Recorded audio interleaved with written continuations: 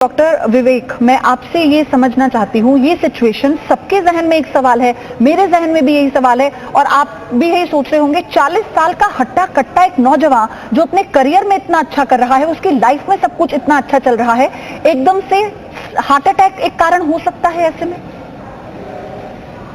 देखिए, ऐसा है, सडन कार्डियक डेथ एक इम्पोर्टेंट टर्मिनोलॉजी है। जैसा कि मुझे पता लगा है कि इनको सोते सोते मृत्यु हुई है। तो सोते सोते जो मृत्यु होती है, ऐसी कंडीशन में या तो cardiac arrest is the most common cause, और अगर प्लाक रप्चर होता है, देखिए नस के बारे में आपके माध्यम से एक पब्लिक को बताना चाहता हूँ। हार्ट के अंदर 3 नसें होती हैं, 3 कोरोनरी आर्टरीज। इन तीनों कोरोनरी आर्टरीज सप्लाई करती हैं ब्लड को, हार्ट की मसल को, हार्ट की मांसपेशियों को। अगर इसमें हम रेगुलर जो चेकअप करते हैं, जिसमें इकोकार्डियोग्राफी होता है, ईसीजी होता है और टीएमटी होता है, इन तीनों जांचों में 70% कम का ब्लॉकेज का पता करने का कोई प्रावधान नहीं है।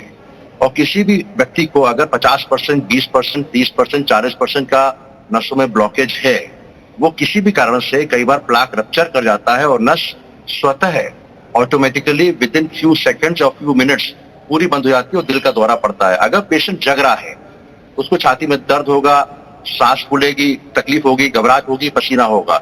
अगर सो रहा है उस समय, ऐसी कंडीशन में सोते सोते कई बार हम लोग कोई प्रिकॉशनरी मेजर नहीं देते हैं, वो हार्ट कस के फड़फड़ाता है और रुक जाता है। That is known as sudden cardiac death. It is one of the common cause of sudden cardiac death because the patient को उस समय हम कोई वो नहीं दे सकते, कोई हम प्राथमिक चिकित्सा नहीं दे सकते। तो हमको ये, मैं इससे जानकारी देने से मैं कहूंगा, जो भी यंग लोग हैं 40 साल के ऊपर, उन सबको सीटी कोरोनरी एंजियोग्राफी की जांच करते रहना चाहिए। मैं ऐसा, इससे बड़ा दुख की बात है, ये यंग लोग चले जाते हैं। ऐसा हम लोग की नजर में पहली बार ऐसा किस्सा नहीं हुआ है। कोई सेलिब्रिटी जाता है तो उससे हम लोग को फायदा ये होता है कि पब्लिक में अवेयरनेस बढ़ाने का एक तरीका मिल जाता है।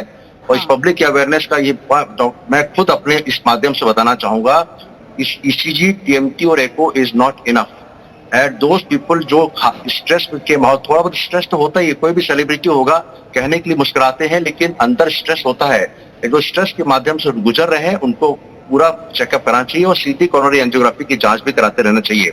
लेकिन साथ साथ मैं एक बात और बताना चाहता हूं कि जो ऐसे केसेस में जिनमें कोई ब्लड प्रेशर की तकलीफ नहीं है, किसी को डायबिटीज की तकलीफ नहीं है, किसी को कोलेस्ट्रॉल भी हाई नहीं है, कि जो सिगरेट भी नहीं पीते हैं, उनमें चांसेस इन जनरल इस तरह के सडन कार्डियक डेथ होने के चांसेस कम होते हैं। लेकिन जो व्यक्ति, जो पुरुष या महिला खास करके कॉम्पिटिटिव एनवायरनमेंट में रह रहे हैं और उनको अगर हल्का सा ब्लड प्रेशर या कोलेस्ट्रॉल बढ़ा हुआ है, तो उसकी दवाई रेगुलर खाते रहना चाहिए। तो there is a large study which has shown कि अगर हम छोटी सी दवाई, स्टैटिन होती है या इकोस्प्रिन है, अगर कोई तकलीफ, अगर कोई डॉक्टर सलाह दी जाए, उसको लाइफ लॉन्ग लेना पड़ता है under of course medical supervision. तो ये इस तरह की हम सडन कार्डियक डेथ को अवॉइड कर सकते हैं और बचाना चाहिए। ये बड़ा दुख का विषय है कि हमारे सिद्धार्थ शुक्ला जी इस समय दुनिया में नहीं रहे, लेकिन सोते सोते उठे हैं और साथ को सोते सोते हुआ है। तो most common cause is of course cardiac arrest and sudden cardiac death और एक्यूट मायोकार्डियल इन्फार्क्शन, जिसमें मैंने बताया कि नस के अंदर कोई हल्का सा प्लाक होता है, वो रप्चर करता है और नस पूरी बंद हो जाती है, जो कि 20% बंद थी केवल, जो कोई तकलीफ नहीं दे रही थी उस समय। और 20%, 40%, 50%, 60% ब्लॉकेज में कोई तकलीफ नहीं होती किसी पेशेंट को, चाहे कितना दौड़ ले, कितना भाग ले।